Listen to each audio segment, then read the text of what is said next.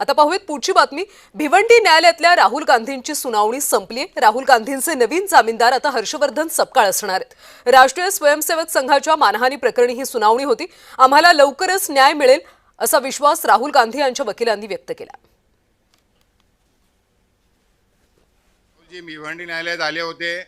आज त्यांच्या जामिनासाठी महाराष्ट्र प्रदेश काँग्रेस कमिटीचे जे प्रेसिडेंट आहेत हर्षवर्धन सकपाळजी, आज आम्ही त्यांचे बेलचे पेपर्स माननीय भिवंडी न्यायालयासमोर प्रस्तुत केलं आणि कोर्टाने ते ॲक्सेप्ट केलेलं आहे। फ्रेश जामीन देण्याचं कारण असं की नुकतंच आपल्या सर्वांना माहिती असेल की माननीय शिवराज पाटील चाकूरकर साहेब यांचं निधन झालं आणि त्यामुळे भारतीय नागरिक सुरक्षा संहितेनुसार प्रत्येक आरोपींना नवीन फ्रेश जामीन देणं बंधनकारक आहे।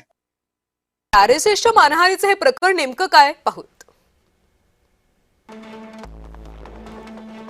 तर लोकसभा निवडणूक 2014 मध्ये सोनाळे गावात राहुल गांधी यांची प्रचार सभा होती।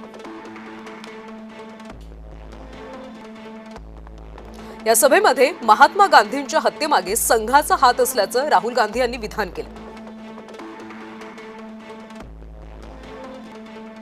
या विधानाविरोधात संघाचे कार्यकर्ते राजेश कुंटे यांनी संघाची बदनामी झाल्याचा आरोप केला।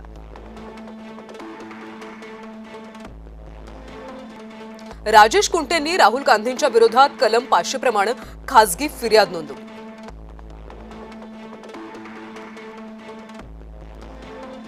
संघाची बदनामी केल्याचा मानहानीचा दावा राहुल गांधींवर ठोकण्यात आला।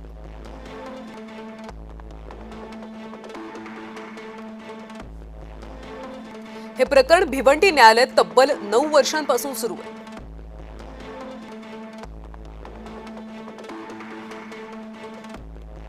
या प्रकरणात राहुल गांधी यांना यापूर्वी जामीन मंजूर झाला।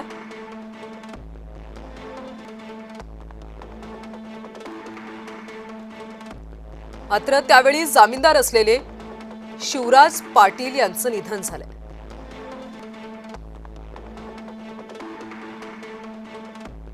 आता राहुल गांधींनी नवा जामीनदार भिवंडी न्यायालयात सादर केला।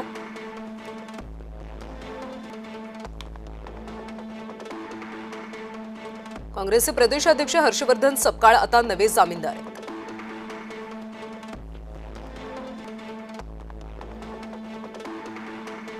या प्रकरणातलं सत्य लवकरच जनतेसमोर येईल असा विश्वास राहुल गांधींच्या वकिलांनी व्यक्त केला।